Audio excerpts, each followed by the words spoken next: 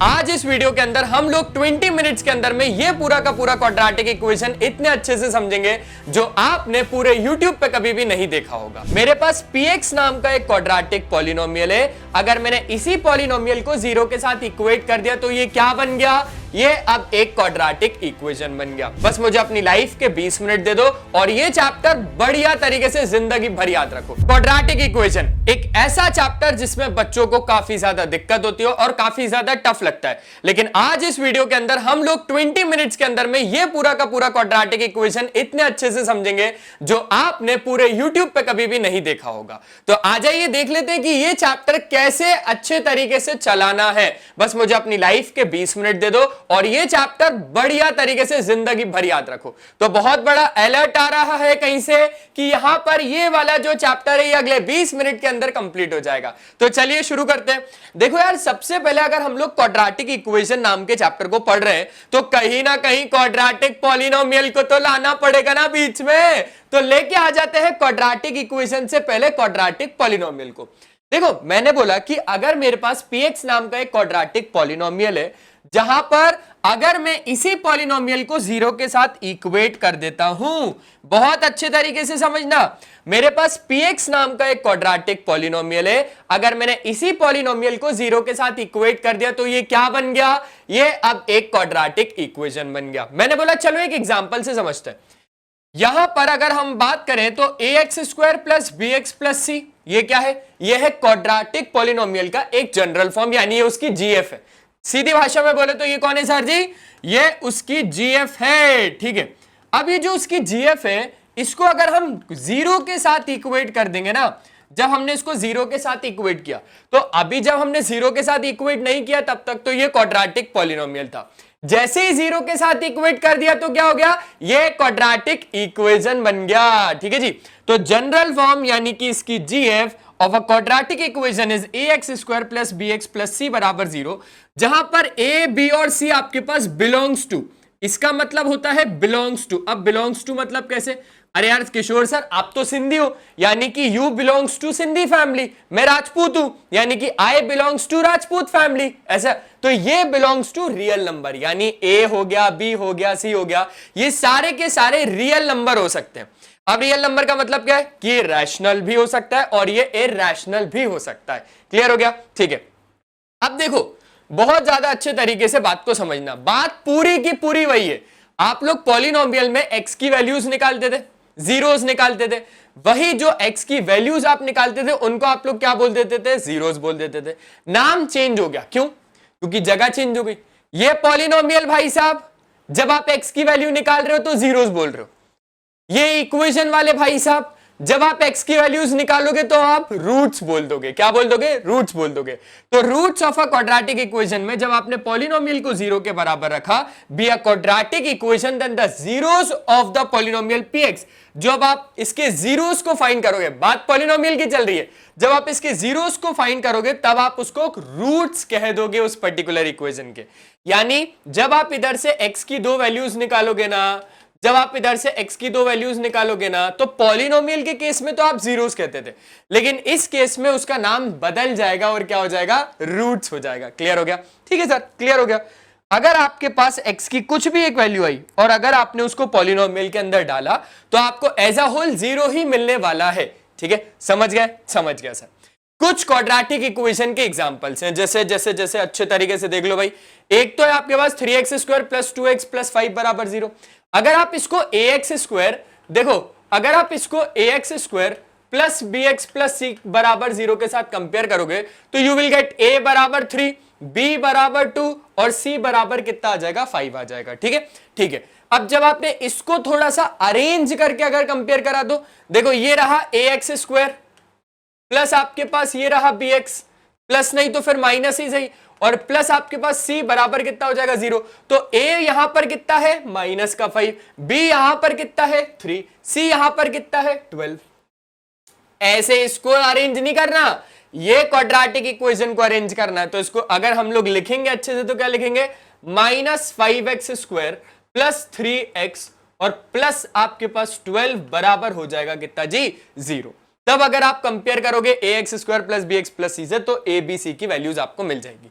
ठीक है, ये एक आखिरी एग्जांपल मुझे बताना कि ये क्वाड्रेटिक इक्वेशन का जनरल फॉर्म है या फिर नहीं है, यानी ये क्वाड्रेटिक इक्वेशन है या नहीं है। सिंपल सी बात है, अगर यहां पर ax स्क्वायर वाला टर्म ही नहीं तो चलो आपने लगाया 0x स्क्वायर, लेकिन अगर आपने 0x स्क्वायर लगाया, भाई एक्स स्क्वायर का टर्म ही नहीं है, तो किस नाम का क्वाड्रेटिक, किस नाम का क्वाड्रेटिक इक्वेशन तो दूर की बात है, पर किस नाम का क्वाड्रेटिक। a0 हो गया, b4 हो गया और c कितना हो गया -12। This is not a quadratic equation. क्यों? क्योंकि a की वैल्यू यहां पर कितनी है बच्चों, 0 है। क्लियर हो गया? चलिए नेक्स्ट आगे बढ़ाते हैं।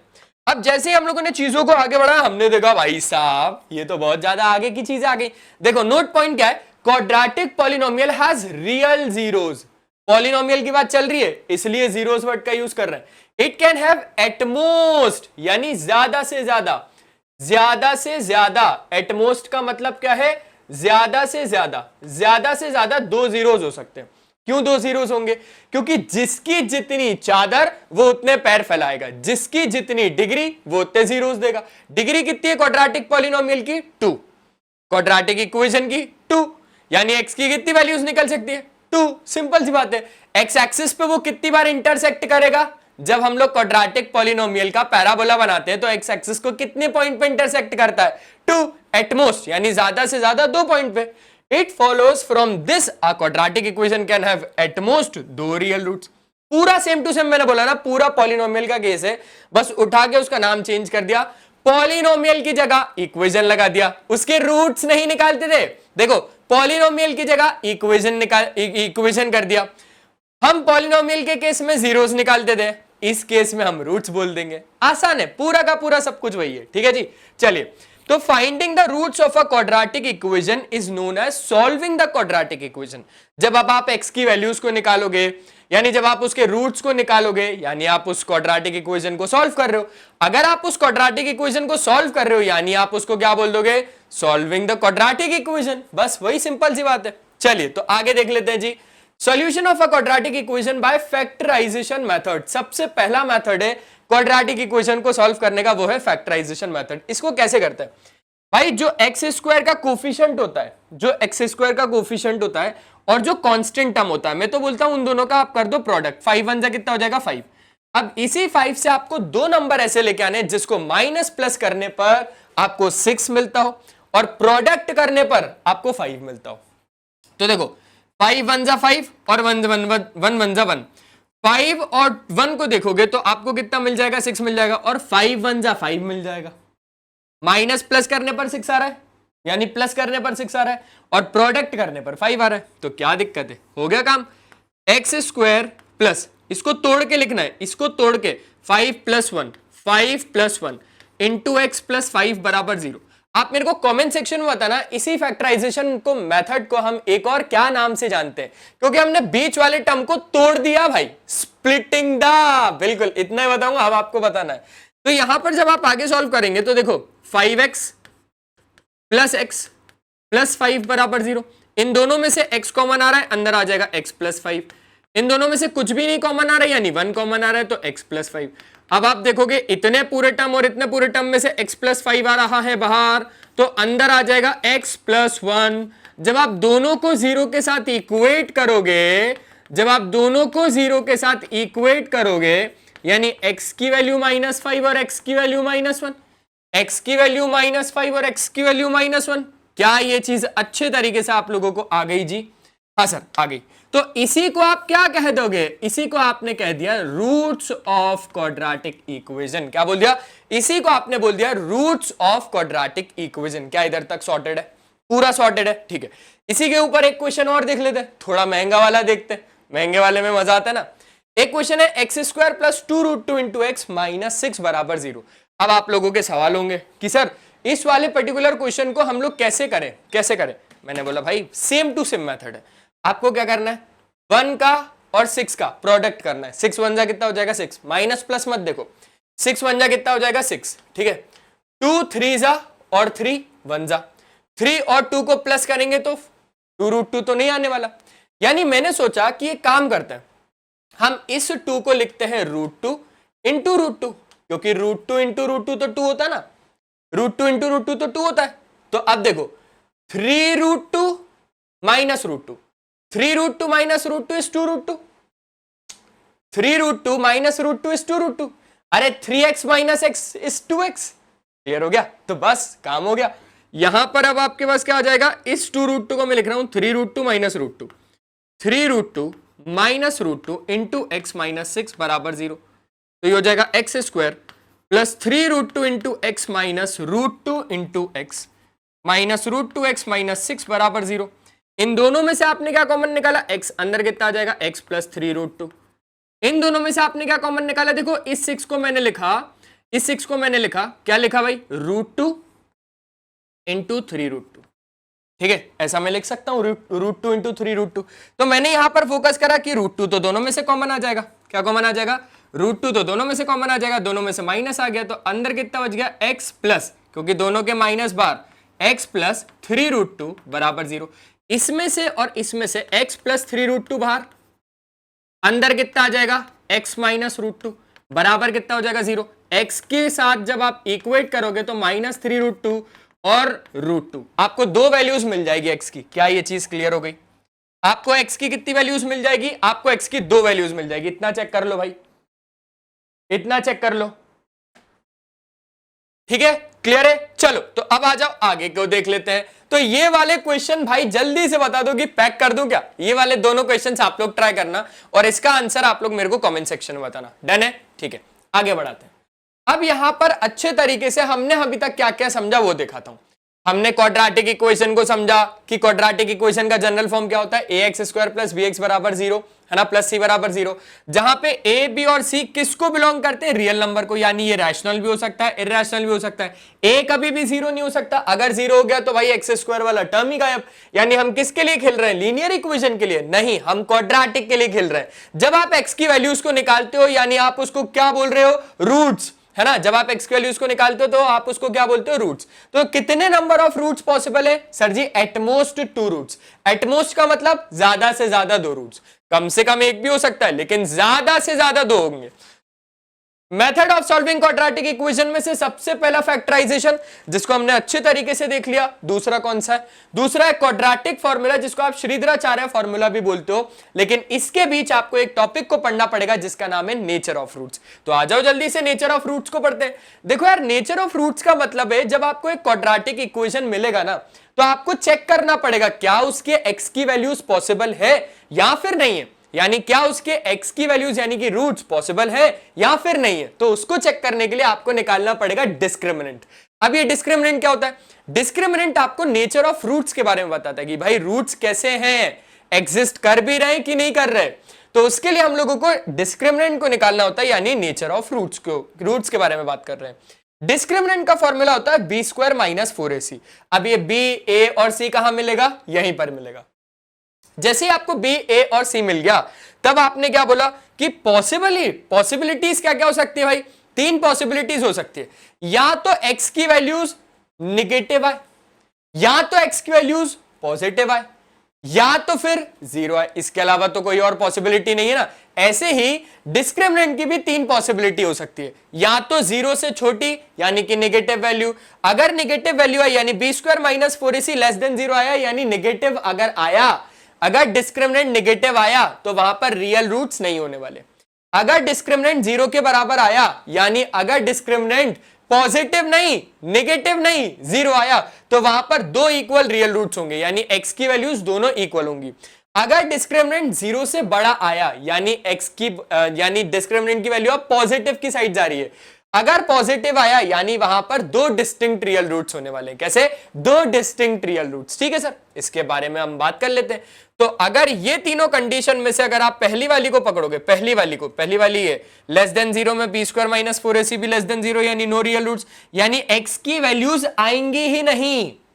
दूसरा केस, डिस्क्रिमिनेंट जब 0 हुआ यानी b² माइनस 4ac भी 0 हुआ, यानी यहां पर x के 2 रियल रूट्स आएंगे और वो इक्वल होने वाले, यानी दोनों की दोनों x की वैल्यूज इक्वल होंगी। अगर ये 3 है तो ये भी 3 होगा। ठीक है, d इज ग्रेटर देन 0 यानी b² minus 4ac is greater than 0 यानी 2 डिस्टिंक्ट रियल रूट्स, यानी x की वैल्यू अलग अलग होने वाली है। ये 2 है तो ये 5 है। क्लियर हो गया, अच्छे तरीके से आगे बढ़ा ले। चलो आगे बढ़ाते हैं।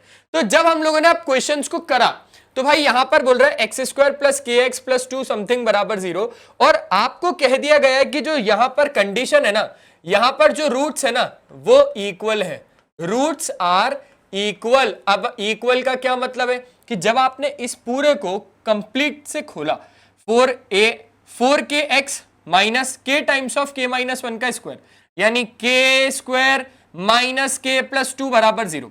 भाई साहब a x square plus b x plus c से जब कंपेयर करोगे तो a1 b 4k और c पूरा ये पार्ट। डिस्क्रिमिनेंट को हम लोगों ने 0 रखा, क्यों 0 रखा? क्योंकि आपको रूट्स इक्वल देके रखे, यानी बी स्क्वायर माइनस 4ac को 0 रखा, b की वैल्यू डाली, a की वैल्यू डाली, c की वैल्यू डाली, पूरा सॉल्व किया। पूरा सॉल्व करने पर हमारे पास क्या आ गया? एक क्वाड्रेटिक इक्वेशन आ गया। अब इस क्वाड्रेटिक इक्वेशन को सॉल्व करा तो k की 2 वैल्यूज आ गई। कितना ज्यादा सिंपल है, आसान है। चलिए एक और क्वेश्चन देख लेते हैं। Find the values of k for which the following equation has equal roots. ये वाली जो इक्वेशन है इसके इक्वल रूट्स है। हमें बता दिया आपकी पहले ही डिस्क्रिमिनेंट क्या है? 0 है, तो हमने पहले से ही रख लिया भाई बी स्क्वायर माइनस 4ac बराबर 0, यही तो डिस्क्रिमिनेंट है। b क्या है? b है 2 इंटू के माइनस 12, उसका स्क्वायर माइनस 4 इंटू ए इंटू सी। सब कुछ डाला, सब कुछ सॉल्व किया। पूरा सॉल्व करने पर यहां पर के एक क्वाड्रेटिक इक्वेशन मिलेगी, के स्क्वायर माइनस 26k प्लस 168। अब इसको सॉल्व करना, जब इसको सॉल्व किया तो के की 2 वैल्यूज आ गई। आसान तो है, आसान तो है, और क्या चाहिए? अगर -4 is a root of quadratic equation इसका और क्वाड्रेटिक इक्वेशन इसका has equal, then find the value of k. यानी क्या बोल रहा है? -4 इसका, इस क्वाड्रेटिक इक्वेशन का रूट है, और तो और ये क्वाड्रेटिक इक्वेशन के इक्वल रूट्स है। ये इसका रूट है, अगर ये इसका रूट है यानी x की जगह पे -4 रखने पर ये इसको पूरा पूरा सेटिस्फाई करेगा। हमने वही करा, -4 अगर इस इक्वेशन का रूट है तो हमने सॉल्व करा, -4 रखा x की जगह पे, और पूरा सॉल्व करने पर p की वैल्यू 3 आ गई। और जो p की वैल्यू 3 है ना, तो मैंने इसी इक्वेशन में डाल दिया p की जगह पे 3। जब p की जगह पे 3 डाला तो हमें बताया गया भाई कि ये जो इक्वेशन है इसके इक्वल रूट्स है। जैसे इक्वल रूट्स बोल दिया, यानी बी स्क्वायर माइनस 4ac को 0 के बराबर रख दिया, b रखा, a रखा, c रखा, सॉल्व किया तो k की वैल्यू आ गई 9/4। कितना ज्यादा आसान था। चलिए आगे देखते हैं। Find the value of k for which the given equation has equal roots, also find the roots. अब इसने पहले से ही बता दिया कि इक्वल रूट्स है, अब आपको रूट्स को फाइंड करना है। तो इसमें सबसे पहले हमने क्या बोला? डिस्क्रिमिनेंट को 0 रखा, यानी बी स्क्वायर माइनस 4ac बराबर 0, b की वैल्यू -24, a की वैल्यू 9 और c की वैल्यू k। पूरा सॉल्व करने पर k की वैल्यू आ गई 16। यानी आपके पास क्वाड्रेटिक इक्वेशन क्या बना? 9x square minus 24x plus 16 बराबर 0। अब हम लोगों ने लगाया क्वाड्रेटिक फॉर्मूला, क्या होता है? x बराबर minus b plus minus root of b square minus 4ac upon 2a। ठीक है, तो यहां पर a b c सब कुछ है, x की वैल्यूज आपके पास आ जाएगी। रूट ऑफ 0 इज 0, इस पर ध्यान ही मत देना, एक बार प्लस में ले लेना, एक बार माइनस में ले लेना 0 को। आनी x की वैल्यूज वही है। क्लियर हो गया? चलिए नेक्स्ट क्वेश्चन, ये वाला बहुत ज्यादा इंपॉर्टेंट क्वेश्चन है। देखो, in a flight of 600 kilometre an aircraft what slow due to bad weather. भाई एक फ्लाइट 600 किलोमीटर, भाई एयरक्राफ्ट क्या हो गया? स्लो हो गया बैड वेदर के कारण। ठीक है, it's average speed for the trip was reduced by 200 kilometre per hour. उसकी एवरेज स्पीड को कम कर दिया गया 200 किलोमीटर पर आवर से, और जो टाइम ऑफ फ्लाइट है उसको बढ़ा दिया गया 30 मिनट से। आपको निकालना है original duration of the flight. तो हमने बोला भाई let the original speed of the aircraft be x। अब आपने बहुत अच्छे तरीके से बचपन में पढ़ा है कि स्पीड बराबर डिस्टेंस अपॉन टाइम होता है, तो टाइम बराबर डिस्टेंस अपॉन स्पीड हो जाएगा। ये यहां तो ये यहां आ गया। पहला टाइम निकाला जब डिस्टेंस कितना ट्रैवल करना था? 600 किलोमीटर, अपॉन स्पीड कितनी हम लोगों ने लेट करी? x। लेकिन अब नई स्पीड भी आएगी, क्यों? क्योंकि बैड वेदर के कारण हम लोगों ने उसकी एवरेज स्पीड को कम कर दिया। कितने से कम किया? 200 किलोमीटर पर आवर से। यानी एवरेज स्पीड तो x थी, लेकिन अब 200 कम हो गई यानी माइनस। डिस्टेंस तो सेम टू सेम है, लेकिन टाइम में तो फर्क आएगा ना, तो डिस्टेंस अपॉन स्पीड। क्लियर हो गया? अब आप बस इतना पता लगा लो, ये टाइम दोनों में से टाइम कौन सा वाला बड़ा है। सिंपल सी बात है, कहां पर टाइम ज्यादा लगेगा? सर इस केस में। क्यों? क्योंकि इस केस में अगर आपने स्पीड को कम किया तो टाइम ज्यादा लगेगा। टाइम ज्यादा लगेगा यानी टाइम की बड़ी वैल्यू है, यानी t2 बड़ा है, t1 छोटा है। t2 इज लेस देन नहीं, ग्रेटर देन t1। तो t2 बड़ा है, t1 छोटा है। बड़े में से छोटा माइनस कर दो, और जितना भी टाइम है बाय 30 मिनट्स या less than 30 minutes, more than इतना कुछ भी बोल रहा है 30 मिनट्स, 30 मिनट्स का मतलब है 1/2 अगर हम लोग आवर्स के केस में देखेंगे। क्यों? क्योंकि 30 को 60 से जब डिवाइड करोगे, मिनट्स को आवर्स में कन्वर्ट करना है तो आपको क्या करना पड़ता है, 60 से डिवाइड कर दिया, बराबर में 1/2। सब की वैल्यू रख दी, x की वैल्यू यहां से निकल जाएगी और मेरे को बता देना। समझ गए? अच्छा क्वेश्चन था। चलो तो बस इसी तरीके से हम लोगों ने पूरा का पूरा क्वाड्रेटिक इक्वेशन और एक वर्ड प्रॉब्लम इंपॉर्टेंट वाला देख लिया। देखो यार, सारे क्वेश्चंस करवाना तो पॉसिबल नहीं था, लेकिन हाँ एक गो थ्रू, एक रिवीजन देना पॉसिबल था, जो कि मैंने आप लोगों को दे दिया। मिलते हैं हम लोग इसी के साथ नेक्स्ट सेशन में, तब तक के लिए बाय बाय। अपना ध्यान रखें और हमेशा की तरह एक ही चीज कि पढ़ाई करते रहना, क्योंकि वो बहुत ज्यादा जरूरी है। चलो टाटा।